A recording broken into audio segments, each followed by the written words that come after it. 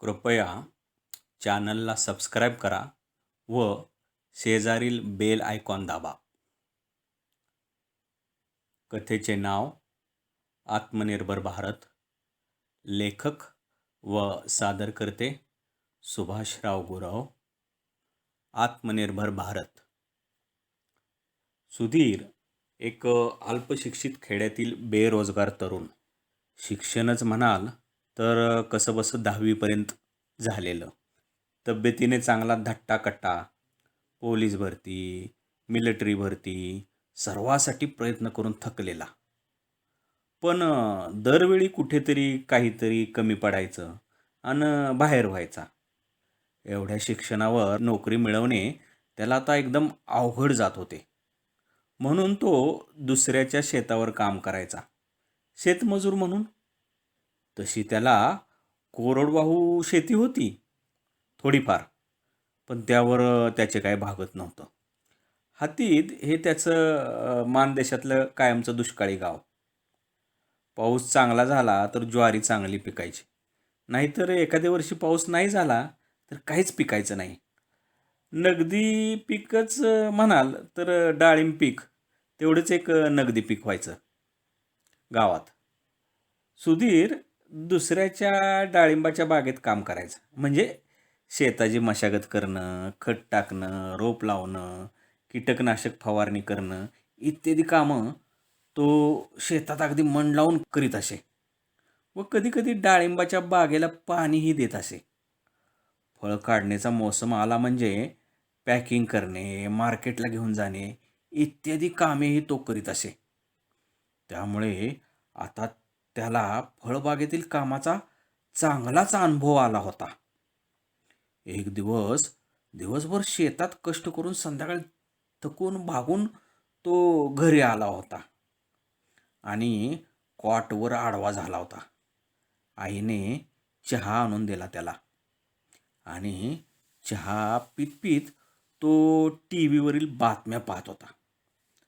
भारताचे माननीय पंतप्रधान नरेंद्रजी मोदी भाषण करीत होते व म्हणत होते, मेरे प्यारे देशवासियों, आज मैं 125 करोड़ देशवासियों को अपील करना चाहता हूँ. हमें अपने भारत को आत्मनिर्भर भारत बनाना है और भारत को आत्मनिर्भर बनाने के लिए मैं आप सबका सहयोग मांगता हूँ. चलो हम सब मिलके भारत को आत्मनिर्भर बनाएंगे. मैं आज ही इस योजना के लिए 20,000 करोड़ रुपयों के पैकेज का ऐलान करता हूँ. सुधीर मनाशी विचार करू लागला. आत्मनिर्भर भारत हा काय प्रकार आहे आणि तो कसा बनवायचा आणि सगळ्यांनी सहभागी व्हा म्हणजे नक्की काय करायचं. सुधीरला काहीच नीट उमगत नव्हतं, परंतु थोडं थोडं लक्षातही येत होतं. त्याच्या घरातील सर्वजण अडाणी, अशिक्षित, त्यामुळे त्याच्या प्रश्नाचे उत्तर घरामधून मिळण्याची अपेक्षा नव्हतीच त्याला. त्याच्या कुटुंबामध्ये त्याचे आई वडील व एक धाकटा भाऊ व एक धाकटी बहीण असे त्याचे छोटे कुटुंब होतं. वडील आता पूर्णपणे थकलेले होते, त्यामुळे संपूर्ण कुटुंबाची भिस्त आता त्याच्यावरच होती. स्वतःच्या बुद्धीच्या आवाक्याप्रमाणे व कुवतीप्रमाणे तो आत्मनिर्भर भारत याविषयी विचार करीत होता. तथापि त्याला सर्व प्रश्नांची उत्तरे काही मिळत नव्हती. त्याने गावातील आपल्या समवयस्क मित्रांना विचारायला सुरुवात केली. अरे, आत्मनिर्भर भारत म्हणजे काय रे? आपले पंतप्रधान मोदी म्हणतात की आत्मनिर्भर भारत, आत्मनिर्भर भारत. सुधीर आता आपल्या मित्रांना विचारत होता, परंतु समर्पक उत्तर कोणाकडेही नव्हते. त्याच्या डोक्यात आता एकच व्यक्ती होती आणि ती म्हणजे घाडगे गुरुजी, त्याच्या गावच्या जिल्हा परिषद शाळेचे माजी हेडमास्तर. ते हातीत गावापासून 10-12 किलोमीटरवर असणाऱ्या जुनोनी या गावात राहत होते. गुरुजींचा राजकीय, सामाजिक, कला, क्रीडा, आध्यात्मिक इत्यादी विषयांचा गाढा अभ्यास होता. यातील प्रत्येक विषयावर अतिशय आत्मविश्वासाने व ठामपणे आपले विचार ते मांडत असत. एखाद्या विषयावर गुरुजी बोलायला लागले म्हणजे नुसतं ऐकतच बसावं असं वाटायचं. इतकं सखोल ज्ञान त्यांच्याकडे होतं. जिल्हा परिषद शाळेमध्ये असताना गुरुजी त्याच्याशी खूप चांगले वागायचे. आस्थेने त्याच्या कुटुंबाची विचारपूस, चौकशी करायचे. त्याचे कारणही तसेच होते. सुधीर अत्यंत अत्यंत प्रामाणिक होता, कष्टाळू होता, होतकरू होता. त्याचे कोणतेही काम मनापासून करण्याची सवय गुरुजींना फार आवडत असे आणि त्यामुळे तो गुरुजींचा अगदी लाडका विद्यार्थी होता. सुधीरला ठाऊक होतं गुरुजीच आपल्या सर्व शंकांचे योग्य पद्धतीने निरसन करतील. आपल्या डोक्यातील सर्व प्रश्नांची उत्तरं गुरुजींजवळच सापडणार या विचाराने त्याने सायकलवर टांग टाकली आणि 10-12 किलोमीटरवर असणारे गुरुजींचे जुनोनी हे गाव गाठलं. अंगणात सायकल लावली व दरवाजात उभा राहिला व सुधीरनं विचारलं, गुरुजी आहेत का घरात? हो, आहेत ना घरात, या ना घरात, गुरुजींच्या कुटुंबातील एक जण म्हणाले. सुधीर आता बैठकीच्या खोलीत बसला होता, गुरुजींची वाट बघत. गुरुजी तेवढ्यात आलेच, देवपूजा आटोपून बैठकीच्या खोलीत. सुधीरने लगेच वाकून गुरुजींना नमस्कार केला आणि गुरुजींनी विचारले, काय सुधीर, आज काय काम काढलंस बरं माझ्याकडं आणि कसा आलास माझ्याकडे इतक्या लांब? गुरुजींनी एकदम 2 प्रश्न विचारले. गुरुजी, 2-3 दिवस झालं माझ्या डोक्यात काही प्रश्न उपस्थित झालेत बघा आणि माझ्या प्रश्नांचं निराकरण माझ्या गावात कोणाकडून सुद्धा व्यवस्थित होईना. मग काढली सायकल आणि मारलं पॅन्डल आणि तडकच गाठलं तुमचं गाव आणि घर, सुधीर सांगू लागला. छान छान. सांग, कोणते प्रश्न घेऊन आलास माझ्याकडे आज आणि कोणत्या प्रश्नांची उत्तरे तुला हवी आहेत बरं? गुरुजींनी विचारण्यास सुरुवात केली. गुरुजी, माझ्या विचारांप्रमाणे व कुवतीप्रमाणे मी खूप अर्थ शोधण्याचा प्रयत्न केला, परंतु गुरुजी मला नीट अर्थ काही कळेना. माझ्या गावात या प्रश्नाचं नीट निराकरण करेल असं कोणी सुद्धा नाही. त्यामुळे मी विचार केला, साध्या सोप्या भाषेत समोरच्या व्यक्तीला पटवून देण्यात गुरुजींचा हात कोणीही धरू शकणार नाही. अरे सुधीर, प्रस्तावना किती लांबवलीस रे. अरे सरळ विचारशील की नाही, कोणता प्रश्न पडला आहे तो? हो, सांगतो गुरुजी, आत्ता सांगतो गुरुजी. आत्मनिर्भर भारत हा काय प्रकार आहे हो? आपल्या भारताचे पंतप्रधान माननीय नरेंद्रजी मोदी वारंवार आत्मनिर्भर भारत, आत्मनिर्भर भारत असं म्हणत आहेत. परंतु आत्मनिर्भर भारत म्हणजे नेमकं काय हो? आणि तो आत्मनिर्भर भारत करायचा कसा? मला काहीच समजेना बघा. सुधीरने आता नेमक्या मुद्द्याला हात घातला होता. छान छान प्रश्न विचारलास सुधीर, असं म्हणून गुरुजी आत्मनिर्भर भारत ही संकल्पना सुधीरला आता पटवून द्यायला लागले.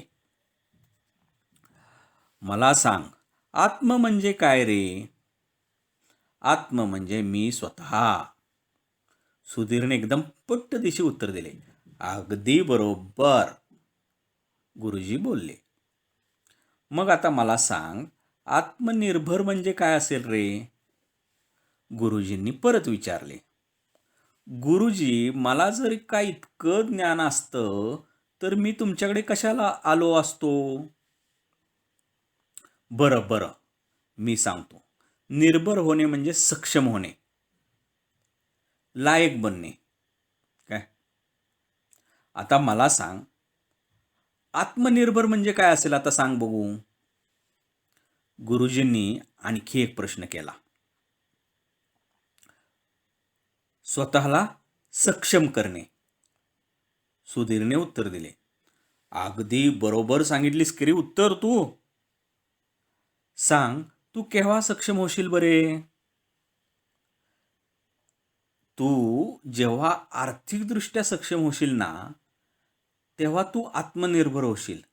आणि जेव्हा तुझे कुटुंब हे आर्थिकदृष्ट्या सक्षम होईल ना, तेव्हा तुझे संपूर्ण कुटुंबच आत्मनिर्भर होईल. आलं लक्षात?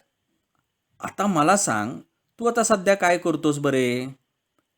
गुरुजी, सध्या मी दुसऱ्याच्या शेतात मजुरी करतो बघा. सुधीरने वस्तुस्थिती सांगितली. आता त्याच्यातून तुझे व तुझ्या कुटुंबाचे भागते का? तर नाही. म्हणजे तुझे कुटुंब आर्थिकदृष्ट्या सक्षम आहे का? तर नाही.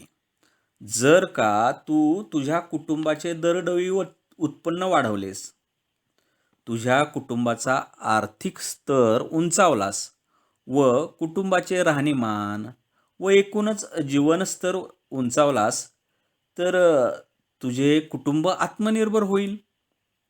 गुरुजींनी अत्यंत प्रेमाने सुधीरला समजून सांगितले होते. गुरुजी, तुम्ही फार फार फार छान पद्धतीने मला अतिशय सोप्या भाषेत समजून सांगता आहात. तथापि अजूनही माझ्या एक गोष्ट लक्षात आली नाही गुरुजी.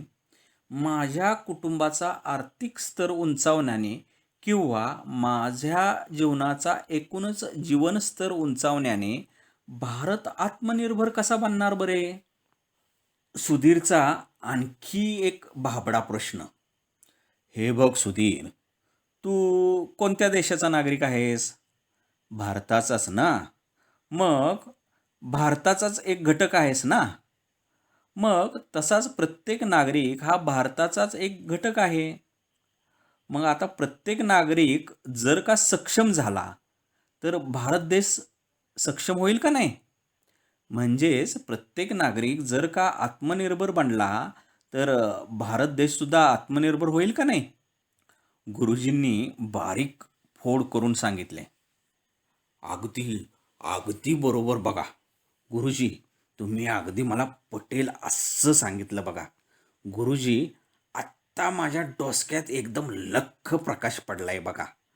आता सगळ्याच गोष्टी मला समजायला लागल्यात बघा. आता देशातील प्रत्येक व्यक्ती जर का आत्मनिर्भर घडली तर आपला भारत देश सुद्धा आत्मनिर्भर बनणार. सुधीर आता आत्मविश्वासाने बोलत होता.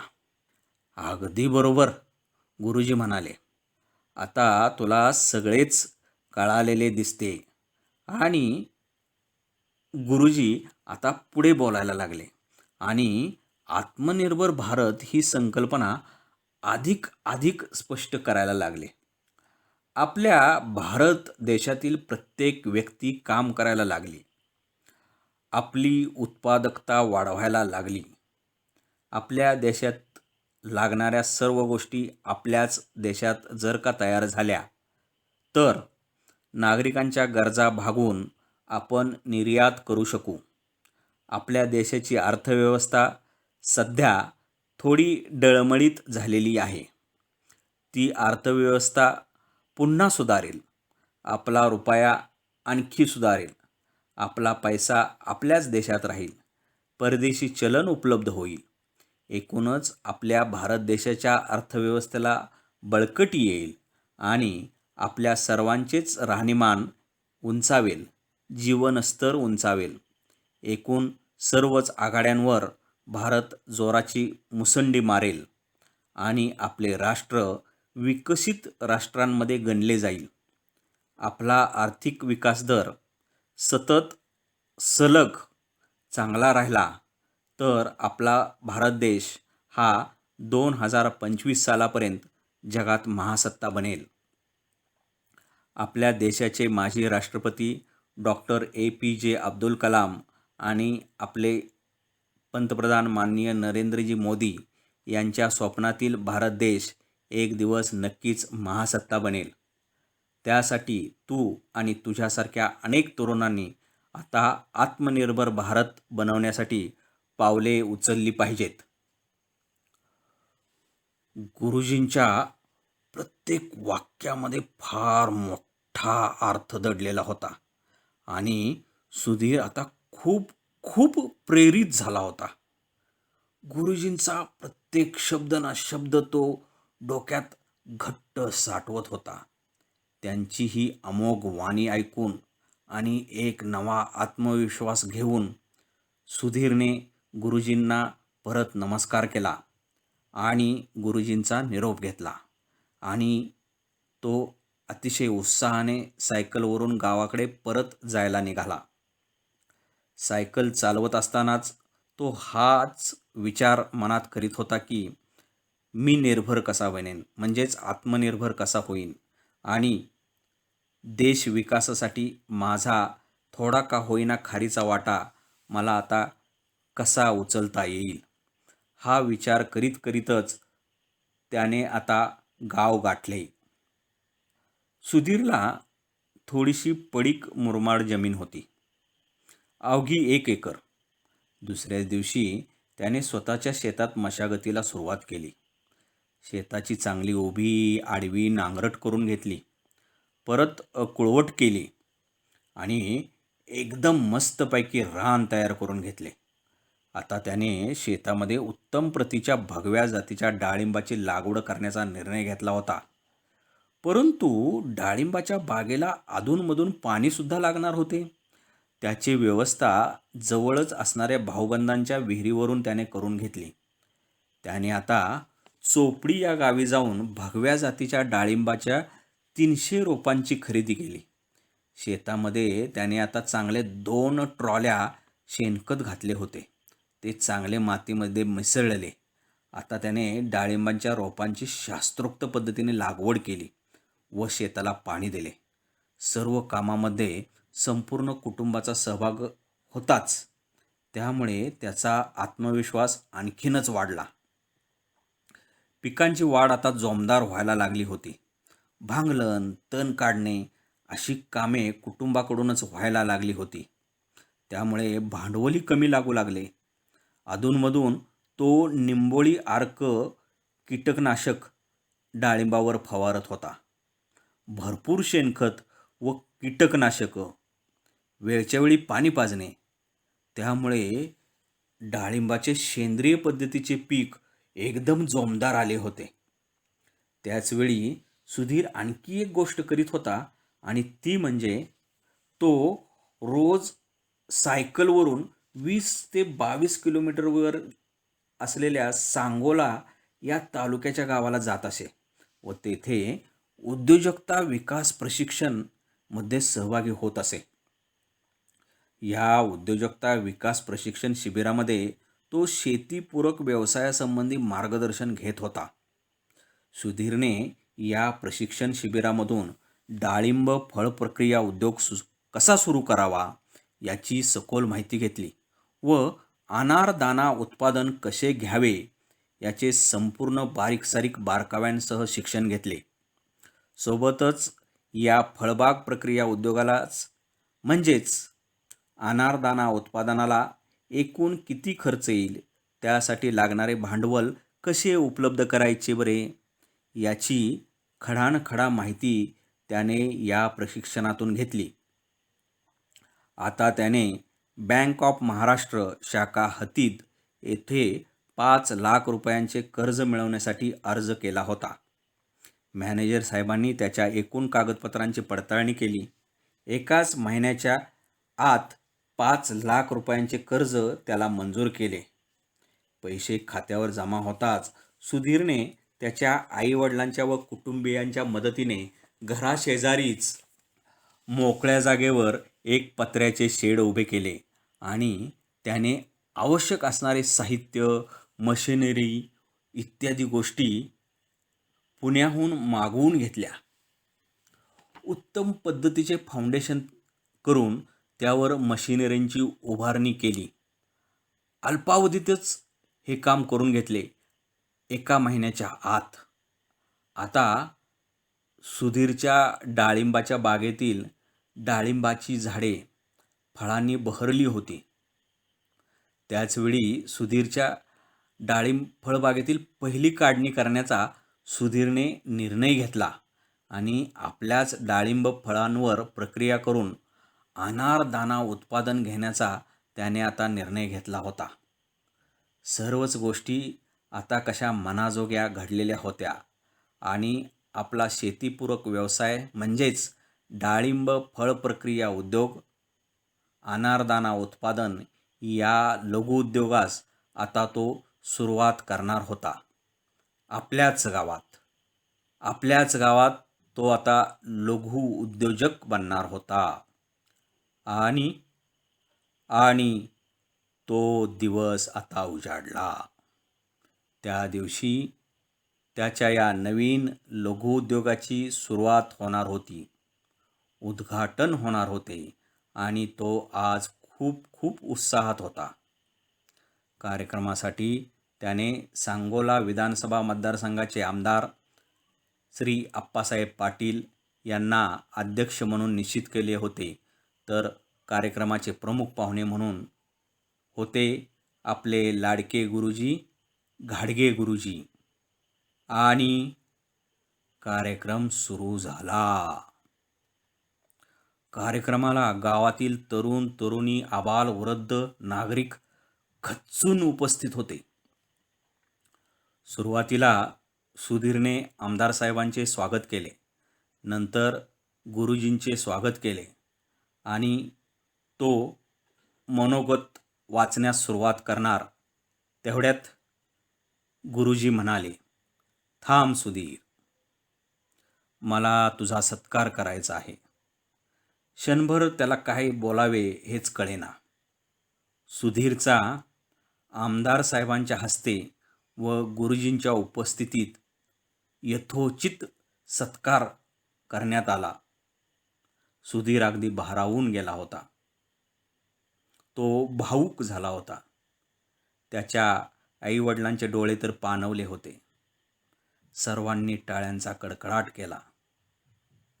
सुधीर आता आपले मनोगत व्यक्त करण्यासाठी उभा राहिला आणि त्याने अत्यंत भावनिक शब्दामध्ये सारे श्रेय गुरुजींना दिले. तो थोडक्यात म्हणाला, गुरुजींच्या मार्गदर्शनामुळे व त्यांच्या प्रेरणेमुळेच ही माझी आत्तापर्यंतची वाटचाल झाली आहे. मान्यवरांचे आशीर्वाद, आपल्या सर्वांचे आशीर्वाद असेच पाठीशी राहू द्या. एवढे बोलून तो थांबला. आता कार्यक्रमाचे प्रमुख पाहुणे म्हणून घाडगे गुरुजी बोलायला उभे राहिले व म्हणाले, सुधीर खरं सारं श्रेय मला देत आहे, परंतु हा त्याच्या मनाचा मोठेपणा आहे. सुधीर आता एक प्रयोगशील शेतकरी झाला आहे. त्याने पूर्णतः सेंद्रिय पद्धतीने डाळिंब फळपीक घेतले आहे व आज तो लघु उद्योजक बनत आहे. ते पुढे बोलायला लागले, खरं तर मूर्ती आतमध्येच तयार होती. मी फक्त छन्नी हातोड्याने घाव घालून वरचे आवरण फक्त बाजूला केले आहे. गुरुजी खूप म्हणजे खूप अर्थपूर्ण बोलले होते आणि टाळ्यांचा कडकडाट झाला. आता कार्यक्रमाचे अध्यक्ष माननीय आमदार श्री आप्पासाहेब पाटील अध्यक्षीय भाषणास उभे राहिले आणि म्हणाले, सुधीरमध्ये असणारी चिकाटी, जिद्द, कष्ट करण्याची तयारी हे गुण, त्याचबरोबर त्याच्याकडे असणारा प्रामाणिकपणा, निष्ठापूर्वक काम करण्याची तयारी, या गुणांमुळे सुधीर हा एक सर्वसामान्यातील गरीब कुटुंबातील तरुण की जो दुसऱ्याच्या शेतावर मोलमजुरी करीत होता आत्तापर्यंत, परंतु त्याच्यातील या सर्व गुणांमुळे त्याने इथपर्यंत मजल मारली आहे. तो एक जात्याच हुशार व कर्तबगार तरुण आहे. तो घाडगे गुरुजींच्या समुपदेशनाने प्रेरित झाला व कामाला लागला. हे सर्व त्याच्या कष्टाचे फळ आहे. आता तो एकटाच आत्मनिर्भर झाला नाही, तर त्याने अनेकांना आत्मनिर्भर बनवले आहे. यामुळे त्याची एकट्याचीच फक्त आर्थिक स्थिती सुधारणार नसून तो आपल्या भारत देशाची अर्थव्यवस्था मजबूत बळकट करण्यासाठी तो एक महत्त्वाची भूमिका बजावणार आहे. म्हणजेच आत्मनिर्भर भारत या संकल्पनेचा तो एक घटक बनत आहे. ही सामान्य गोष्ट नाही. गावातील सर्व युवक युवतींनी त्याचे अनुकरण करायला हवे. माझे आशीर्वाद सतत त्याच्या पाठीशी राहणार आहेत. परत टाळ्यांचा कडकडाट झाला. आमदार साहेब खूप भरभरून बोलले होते आणि सुधीरच्या पाठीशी खंबीरपणे उभे राहण्याचा विश्वास त्यांनी त्याला दिला होता. कार्यक्रम तर अत्यंत अत्यंत छान संपन्न झालेला होता आणि सुधीरने आता आत्मनिर्भर भारत या संकल्पनेसाठी जोरदार कामाला सुरुवात केली होती.